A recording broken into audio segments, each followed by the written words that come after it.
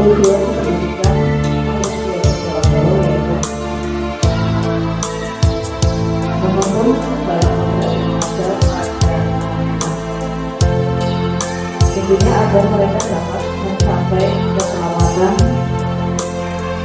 dan kebahagiaan yang diinginkan baik sebagai manusia maupun sebagai anggota masyarakat. Oleh sebab itu, pendidikan hanya dapat memenuhi kebutuhan modal yang ada pada anak agar mereka dapat berperilaku dengan baik dalam hidupnya dan dapat bertumbuh dan mengembangkan keselamatan keluarganya.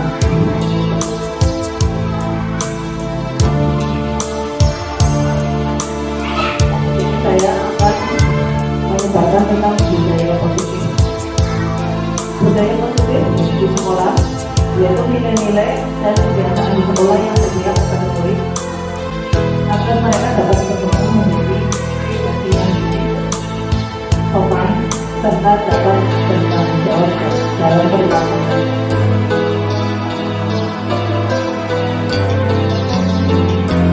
Sedangkan konsep inti budaya positif itu sendiri yaitu pertama, perubahan paradigma belajar, disiplin positif itu sendiri, kebutuhan dasar manusia, yang keempat, motivasi perilaku manusia, ekspresi positif untuk guru, keyakinan kelas, serta jalan dan itu merupakan konsep-konsep inti dari budaya positif.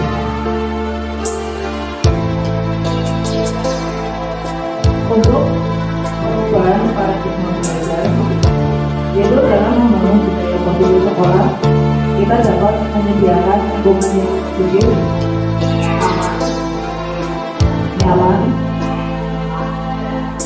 agar murid mampu berpikir, berpijak, dan mencipta dengan mereka mandiri, bertanggung jawab, disiplin. Ini sangat erat kaitannya dengan adanya posisi kontrol guru terhadap murid-muridnya.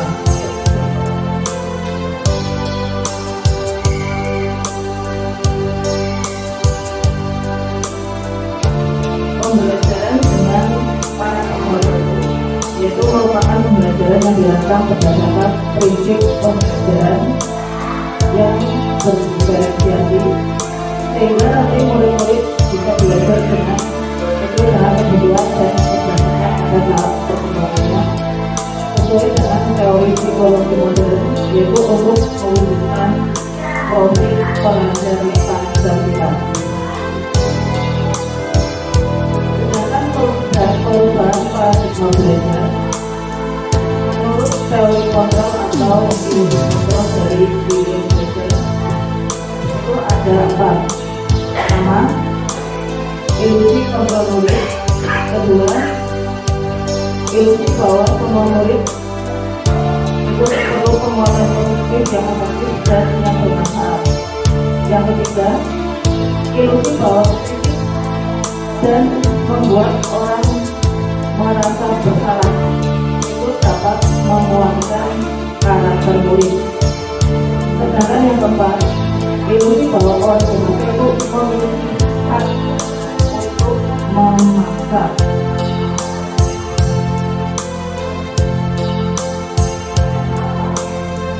Sedangkan untuk mengubah paradigma stimulasi kontrol menjadi pendekatan teori kontrol yaitu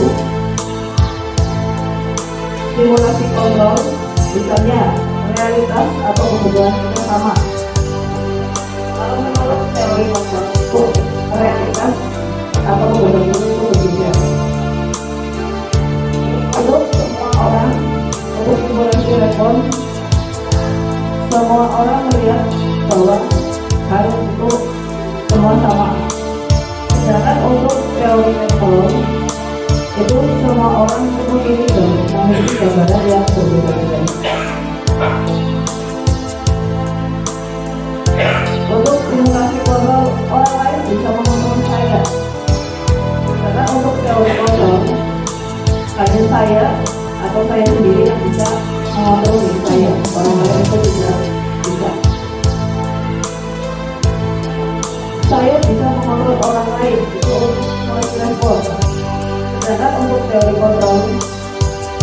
Anda itu tidak bisa mengontrol orang lain. Model simulasi respon adalah berpikir menang kalah. Kalau untuk teori kontrol itu modelnya kita berpikir kita menang dan menang, ya, tidak ada kata kalah.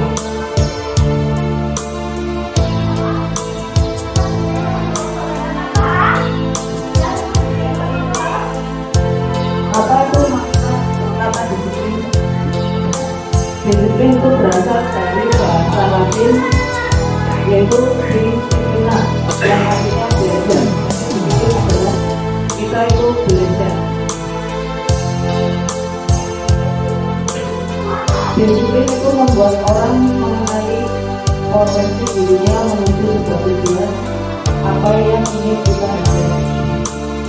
Namun dalam budaya kita, kata disiplin itu berubah, yaitu menjadi sesuatu yang dilakukan oleh orang lain untuk mendapatkan kepuasan. Kecenderungan umum adalah menghubungkan kata disiplin dengan ketidaknyamanan, bukan dengan apa yang kita hargai atau apa yang menjadi tujuan kita, yaitu tujuan yang mulia.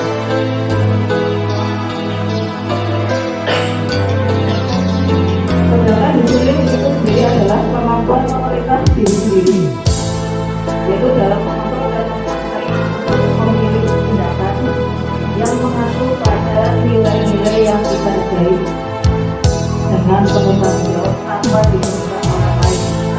Nah, nilai-nilai ini yang kita hargai yang menjadi kebijakan yang merupakan tujuan kita, yaitu yang terkandung di dalam profil pelajar Pancasila. Sedangkan nilai-nilai kebajikan itu sendiri ada tiga, yaitu pertama profil pelajar Pancasila, tipe primary years program atau IPP, dan keterampilan individu atau life skill.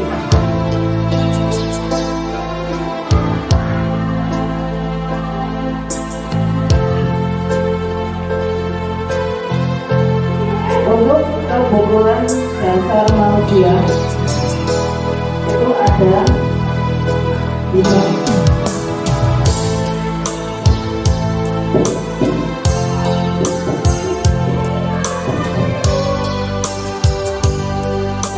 Pertama, yaitu kebutuhan bertahan hidup, itu yang menjadi bahannya atau survival. Terus kebutuhan akan kasih sayang, kebutuhan akan kebebasan, kebutuhan akan kenikmatan, dan kebutuhan kesenangan.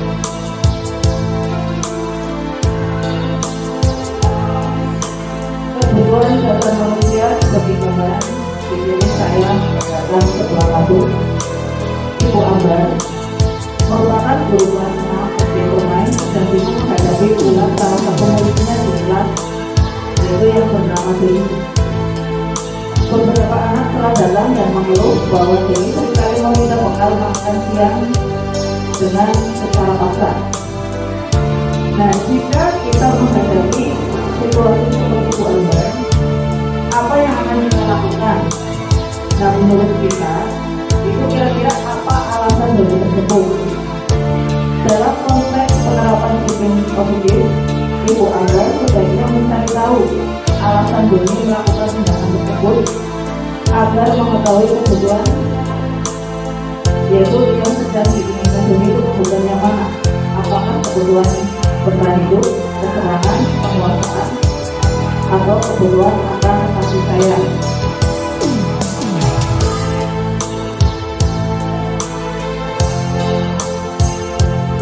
Pertama, yaitu kebutuhan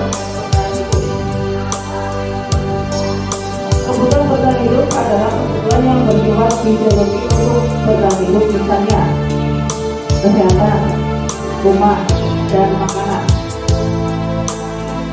Kebutuhan biologi sebagian dari proses reproduksi termasuk kebutuhan untuk tetap bertahan hidup.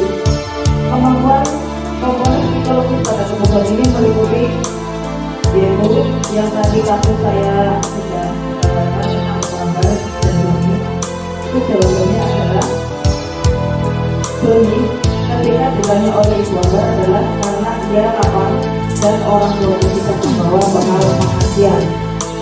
Maka kebutuhan yang diinginkan bunyi adalah kebutuhan untuk berkantung, karena di sini orang tuanya tidak membawakan bekal makanan untuk bunyi. Sedangkan kebutuhan kasih sayang atau rasa diterima, tadi kasus yang sudah saya terangkan itu di sini kebutuhan termasuk masih kebutuhan psikologi, yaitu kebutuhan disayangi diterima oleh orang lain.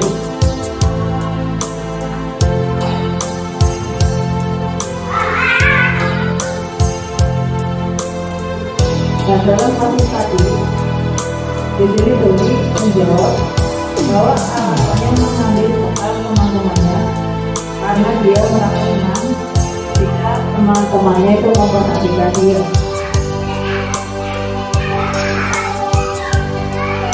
Sehingga nanti dengan adanya teman-teman perhatikan dia, kalau kepada guru nanti juga otomatis guru akan memberitahu orang tua Doni. Dan inilah kebutuhan dasar yang ingin dipenuhi, yaitu rasa kasih sayang dan diterima oleh teman-teman, oleh guru, serta oleh orang tua.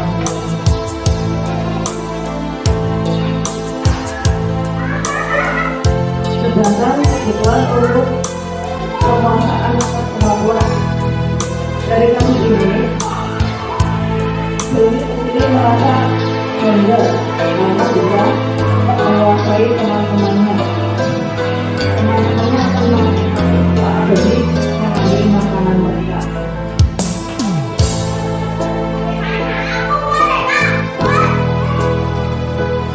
Sedangkan untuk kebutuhan merasa senang atau fun, itu adalah kebutuhan untuk mencari kesenangan bermain, membayangkan bahwa itu penuh kenikmatan. Sedangkan itu tanpa kenikmatan itu sangat menyedihkan. Dari karena itu membutuhkan kebutuhan kesenangan dengan belajar. Semua hewan dengan tingkatan intelijensi tinggi itu biasanya bisa bermain. Saat mereka bermain, mereka mempelajari keterampilan hidup yang penting. Mereka tidak berbeda. Anak-anak dengan kebutuhan dasar kesenangan yang tinggi biasanya untuk menikmati apa yang dilakukan. Maka mereka berkonsentrasi tinggi untuk mengerjakan hal-hal yang disenangi. Mereka juga sangat mengembangkan.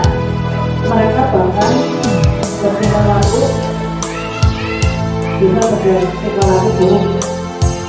Mereka juga bisa bertingkah laku lucu. Sedangkan dalam kasus Doni tadi, bila Doni menjawab bahwa dia melakukan karena iseng saja dan dia menikmati ekspresi teman-teman yang kesal kepadanya saat mengambil makanan. Nah, di sini Doni berusaha untuk memenuhi kebutuhannya, yaitu kebutuhan makan bersama. Terus kebutuhan akan kebebasan. Di sini bila jawaban Doni, dia merasa bosan dengan makanan yang diberikan oleh ibunya karena itu terus bekalnya. Nah, di sini berarti Doni mencari kebutuhan akan kesenangan, yaitu kebebasan.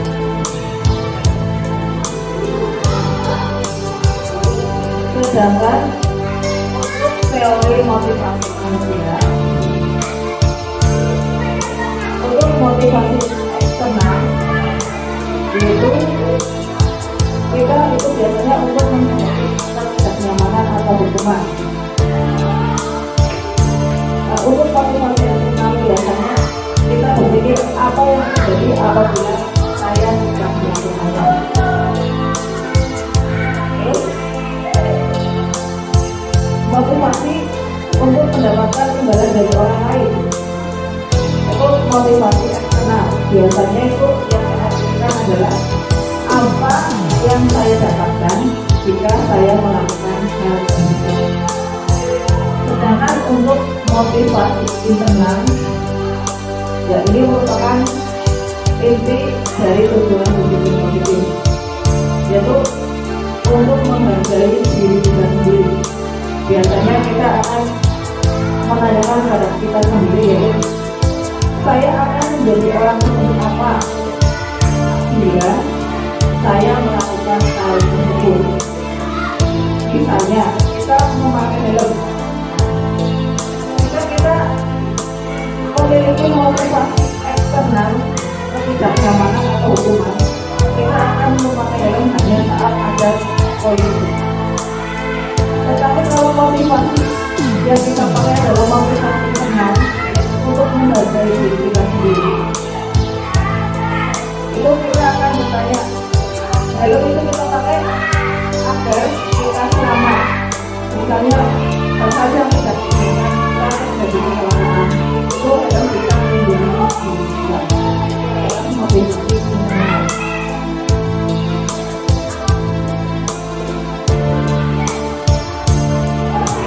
Sedangkan untuk hukuman dan konsekuensi atau sanksi, di sini saya contohkan untuk hukuman adalah sesuatu yang menyebabkan kita harus berhenti. Sedangkan untuk konsekuensi adalah sesuatu yang harus kita pilih. Sedangkan untuk restitusi adalah merupakan pilihan kita sendiri.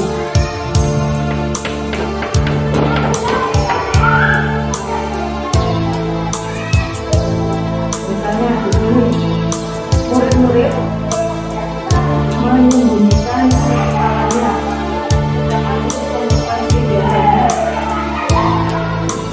murid akan belajar atau taat pada peraturan. Kalau sudah mencapai restitusi, murid itu belajar untuk menyelesaikan masalah yang ada.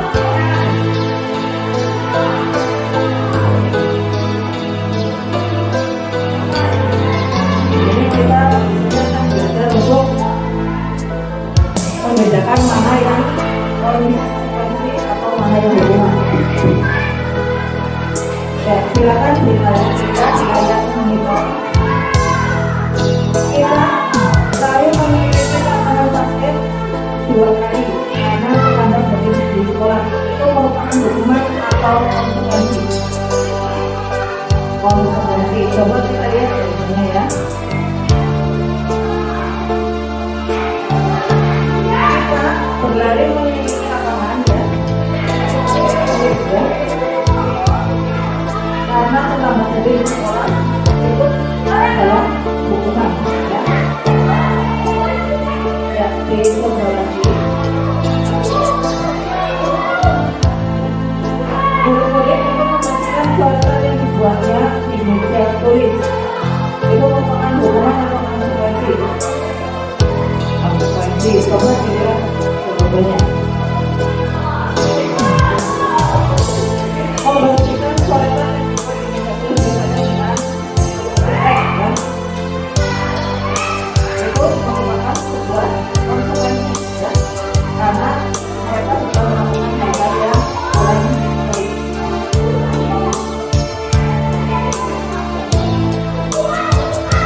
Menggantikan tempat tugas teman yang dicoret-coret, itu hukuman atau konsekuensi?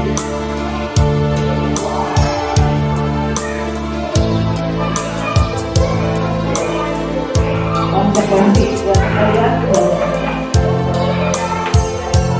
konsekuensi itu ya.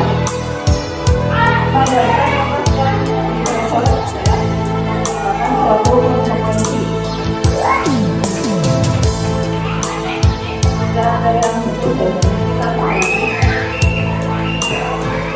Anak-anak atau murid disuruh duduk di lapangan basket pada pukul 12 siang karena mereka mengobrol dengan teman mereka.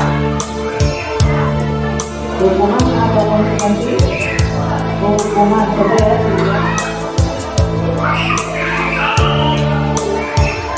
Ya,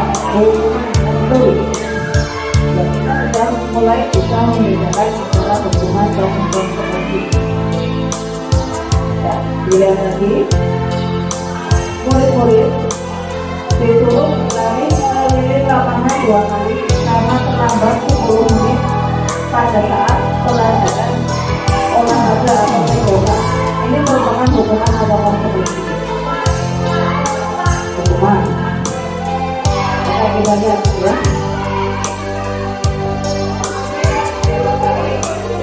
Ini merupakan konsekuensi karena di sini saat pelajaran olahraga. Ya.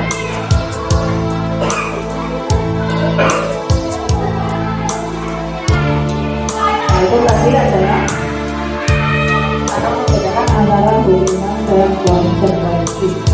Sekarang kita lanjutkan restitusi atau konsekuensi. Itu ada 5. Pertama, guru sebagai penghubung. 2, guru membuat kesalahan. Ketiga, guru bisa berposisi sebagai teman. Yang keempat, guru bisa berposisi sebagai pemantau. Sedangkan yang terakhir adalah guru bisa memposisikan diri sebagai manajer.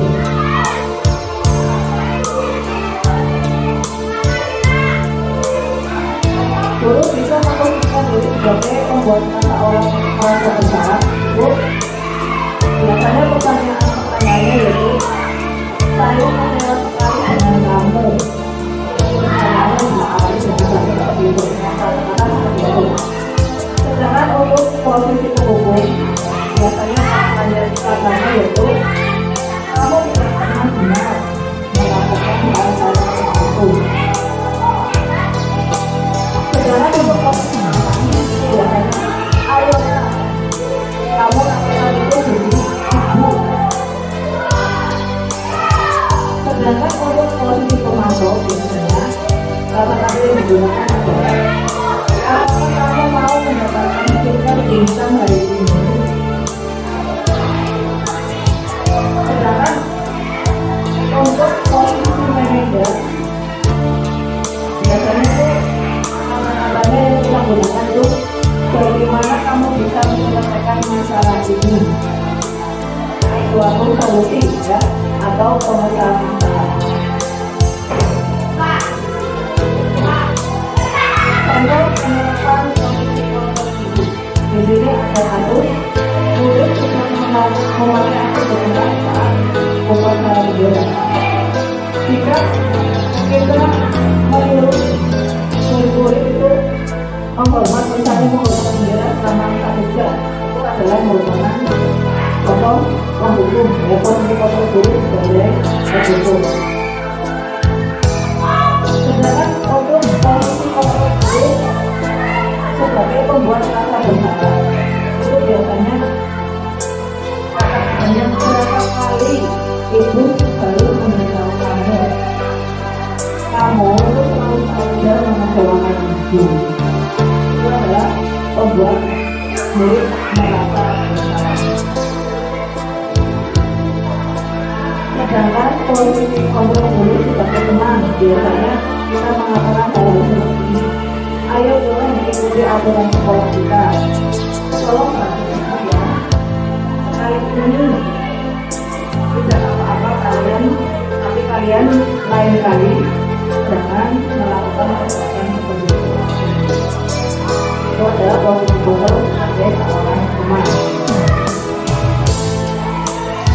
Sedangkan posisi kontrol sebagai pemantau, lalu biasanya kita menggunakan kata-kata seperti ini. Aku sudah mengajarkan sekolah.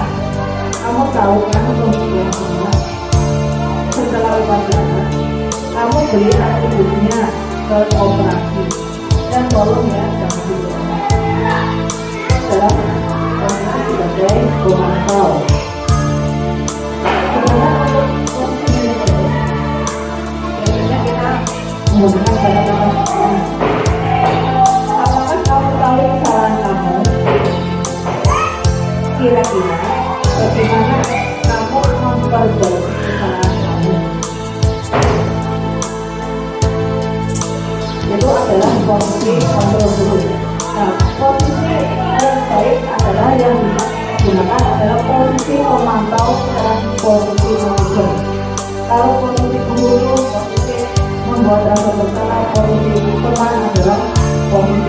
gagal.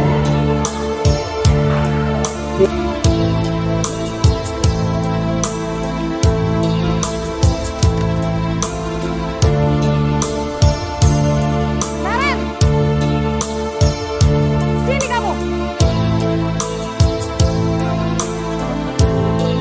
Selalu terlambat.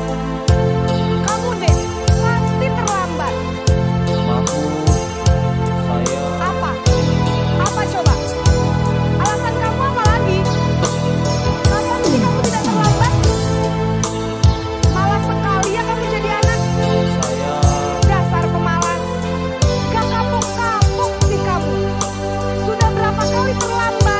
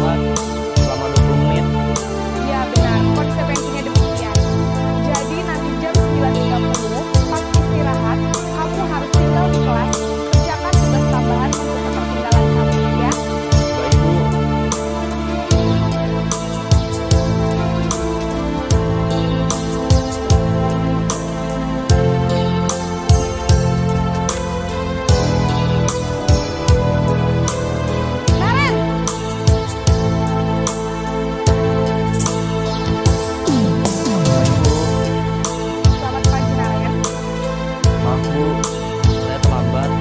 Ya, sekolah masuknya jam 10, sekarang sudah jam 7.20. Jadi sekarang bagaimana ini, Naren? Maaf Bu, saya lupa setel alarm saya semalam. Baiklah, menurut kamu, keyakinan sekolah yang mana yang perlu kamu tingkatkan? Menghargai diri sendiri dan orang lain mungkin ya Bu. Setuju. Jadi, apakah Naren meyakini prinsip saling menghormati tersebut? Iya Bu, saya meyakininya. Apakah Naren bersedia memperbaiki masalah keterlambatan ini? Bersedia Bu. Bagaimana kamu akan perbaiki masalah keterlambatan ini? Saya akan coba untuk tidak lupa menyetel alarm saya Bu. Baik, kalau Naren lupa menyetel alarm di rumah, ada orang yang kira-kira bisa bantu mengingatkan tidak? Ada Bu, kakak saya, Kak Emma. Ada lagi selain Kak Emma? Selain Kak Emma, ada ibu saya. Baik, jadi yang mengingatkan Naren adalah Kak Emma dan ibu kamu ya. Kira-kira akan mulai setel alarm kapan nih, Naren? Setelah pulang sekolah, akan segera saya lakukan. Baik, jadi Naren akan setel alarm untuk bangun besok pagi dan akan diingatkan oleh kakak dan ibunda Naren ya. Ada lagi yang mungkin perlu dilakukan, Naren, agar tidak terlambat bangun lagi. Tidak ada Bu. Baik, Naren, terima kasih untuk kerjasama kamu. Sekarang kamu perlu kembali ke bangun lagi. Baik Bu, terima kasih. Belajar tentang keyakinan kelas. Keyakinan kelas itu biasanya bersifat lebih konkret dan juga merupakan pernyataan universal. Biasanya dalam bentuk kalimat positif, misalnya membuat sampah pada tempatnya, itu merupakan kalimat positif. Kalimat negatif jangan membuat sampah sembarangan. Tapi kita kalau keyakinan kelas menggunakan kalimat-kalimat positif, buanglah sampah pada tempatnya. Terus biasanya semua warga ikut berkontribusi dalam membuat keyakinan kelas. Mereka membuatnya dalam waktu yang bersamaan dan kita menghindari dari waktu ke waktu, misalnya setengah tahun sekali, 1 tahun sekali, itu keyakinan kelas atau bahkan kita menghindari keyakinan kelas.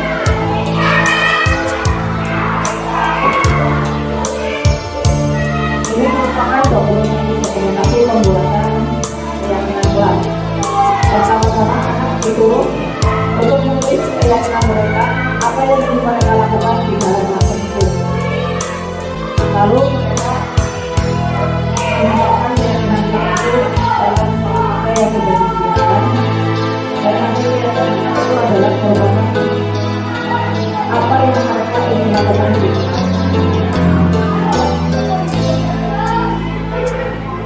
selanjutnya tentang sertifikat eksekusi.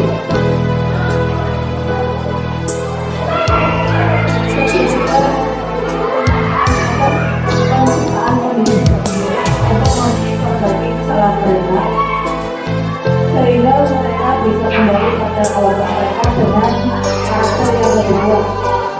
Melalui sertifikat eksekusi, guru dapat membantu murid menjadi lebih baik dan memiliki tujuan, memiliki disiplin aktif, serta memiliki dirinya setelah berbuat kesalahan. Terus yang kedua, membuat murid untuk jujur pada diri sendiri dan mengevaluasi dampak dari kesalahan yang dilakukan. Serta yang ketiga yaitu memberikan penawaran, bukan paksaan. Ini adalah pertama itu validasi tindakan yang salah. Terus yang kedua menstabilkan integritas, dan yang ketiga menanyakan keyakinan.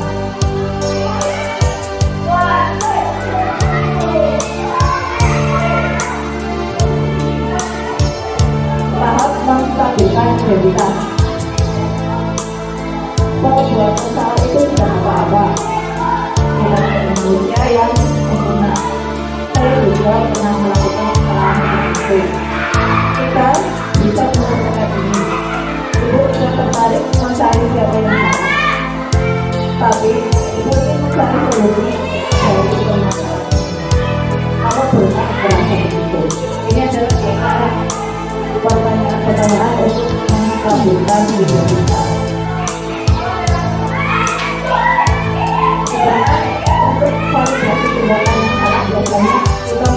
pertanyaan-pertanyaan, kamu pasti punya alasan mengapa kamu melakukan hal tersebut.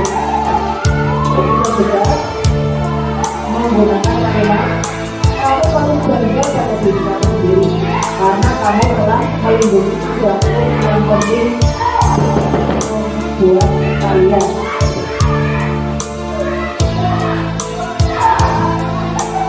Sedangkan untuk tahap menanyakan keyakinan kelas, yaitu apa keyakinan kelas kita?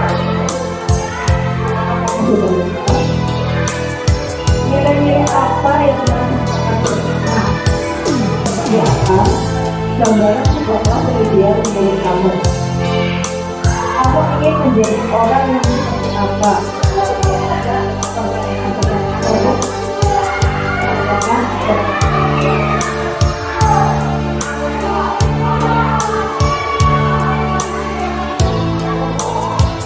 Dari disiplin positif yang kita inginkan, di sini sudah ada yang sudah kita lakukan dan ada yang baru mengikuti. Misalnya di sini pelaksanaan disiplin positif yang sudah mulai dilaksanakan. Jadi pertama, anak-anak biasanya itu mengikuti tangan sebelum makan. Sekarang kita sudah melakukan 5 hari kerja. Nah, biasanya anak-anak itu membawa bekal. Bagaimana mereka mencuci tangan dulu, berdoa bersama lalu makan bersama.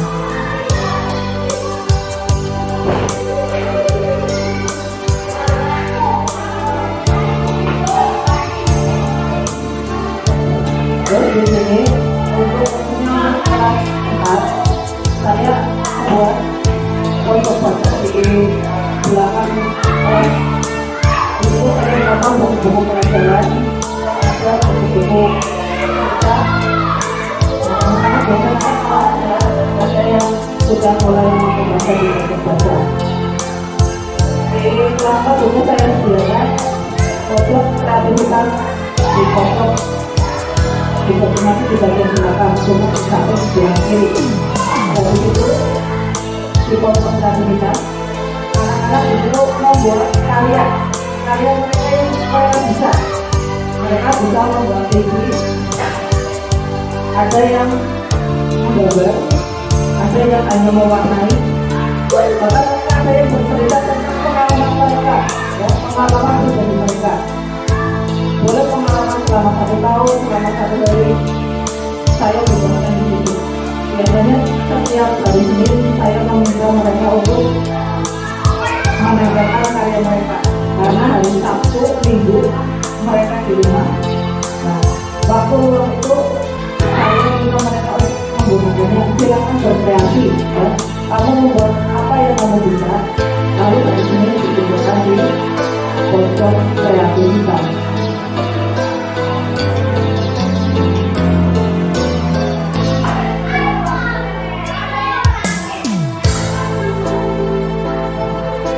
Terus di sini juga kalau pagi kita membudayakan budaya di Maren. Itu juga anak-anak di sini dilatih untuk membuang sampah pada tempatnya. Karena kadang anak-anak kalau tidak diingatkan mereka lupa. Dari sini kita membuat keyakinan kita. Nah, mereka disitu menulis sendiri apa yang mereka lakukan. Itu ada tertulis mereka menuliskan membuang sampah pada tempatnya. Jadi sini sudah mulai dilakukan dengan seperti.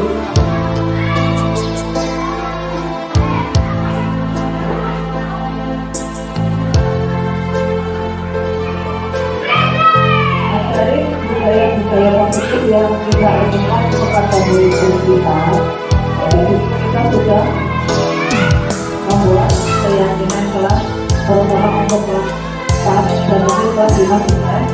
Jadi itu keyakinan itu ditempel, ya, ditempel di tembok. Dia kalau ada yang melanggar atau tidak melakukan keyakinan kelas, guru itu bisa mengingatkan. Itu yang kita di sana.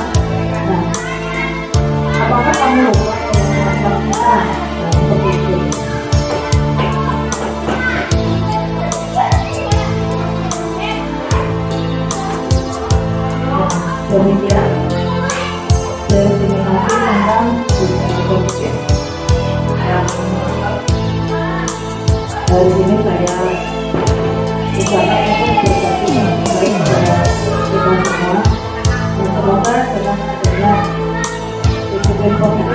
kita itu akan berdampak baik bagi murid-murid dan bagi terutama bagi seluruh warga di provinsi Jawa. Dari diskriminasi yang tadi saya sampaikan, bagaimana perasaan Bapak Ibu setelah mengikuti seminar ini? Apakah ada sesuatu yang perlu disampaikan? Yang mau menanggapi?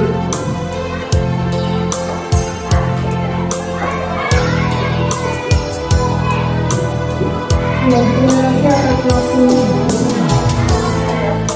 terkait dengan refleksi hari ini. Kita pertanyaan yang pertama, bagaimana perasaan Bapak Ibu setelah mengikuti destinasi budaya itu? Perasaan saya sangat senang, antusias, dan menyambut baik apa yang sudah disampaikan oleh Bu Suryati destinasi hari ini. Mudah-mudahan destinasi ini bermanfaat bagi kita semua. Tentu adalah bermanfaat untuk kemajuan sekolah kita. Terus kemudian baik apa yang Bapak dan Ibu dapatkan setelah mengikuti destinasi budaya komunitas. Jadi tadi apa yang sudah disampaikan oleh Bu Suryati terkait dengan teori kosong, segi dan restitusi itu setelah kami dapatkan tadi dari Bu Suryati, tentunya akan kita terapkan di kelas kita masing-masing sekolah kita. Dan tentunya pertanyaan yang ketiga, langkah apa yang akan Bapak Ibu lakukan setelah mengikuti destinasi budaya positif? Langkah yang akan kami lakukan adalah sebenarnya budaya positif itu di lingkungan sekolah kita, agar sekolah itu menjadi lebih baik lagi, menjadi lebih maju lagi. Terkait dengan beberapa contoh yang sudah disampaikan oleh budaya dengan pembuat pihak-pihak kelas, kemudian dengan budaya positif 5S, membuat dan kebersihan, membuat sampah, cuci tangan dan sebagainya. Itu adalah hal-hal yang positif yang tentunya harus kita tiru, adopsi, supaya siklus positifnya itu juga menular ke kita semua. Mungkin itu yang dapat kami sampaikan pada kesempatan ini. Saya mewakili di kelas ini. Terima kasih sudah hadir. Terima kasih atas refleksinya yang diberikan oleh Bu Suryati tentang dan itu mudah-mudahan bisa kita lakukan bareng-bareng di kelas kita semua, bahwa harus kita kembangkan keadaan kita agar mereka bisa memperbaiki laporannya sesuai dengan apa yang kita katakan sesuai dengan filosofi yang bahwa kita sebagai guru hanya bisa menuntun pelajaran anak, bukan membuat kebenaran, tapi kita hanya bisa menuntun mereka agar menjalani sesuatu yang baik. Apakah ada yang mau disampaikan?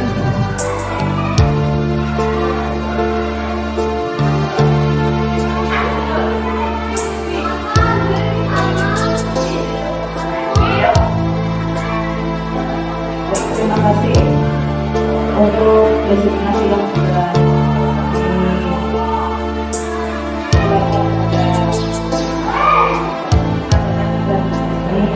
saya mengucapkan terima kasih karena telah ada dua kepala dan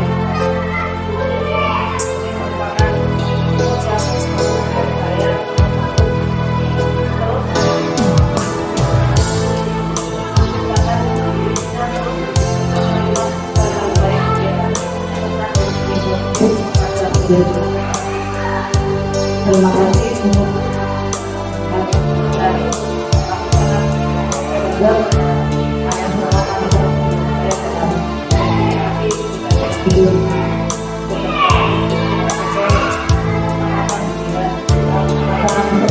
dari biasa. kami persilakan kepada pembawa acara.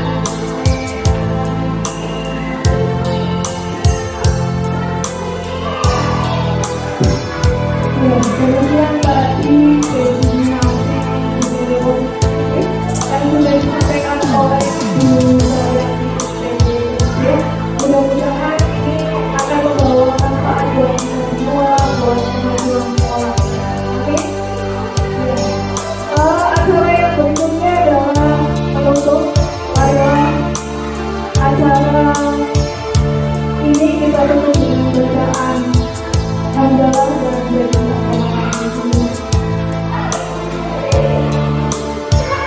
ambil kata dari saya selaku membawa acara dan menyampaikan banyak sekali kekurangan. Kami mohon maaf. Wassalamualaikum warahmatullahi wabarakatuh.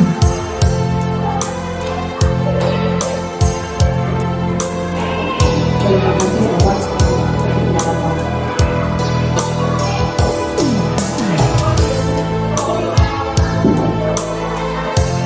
Kamu tahu perbuatan kamu itu adalah masalah dari Mas dan teman mengajak teman itu perbuatan bagaimana?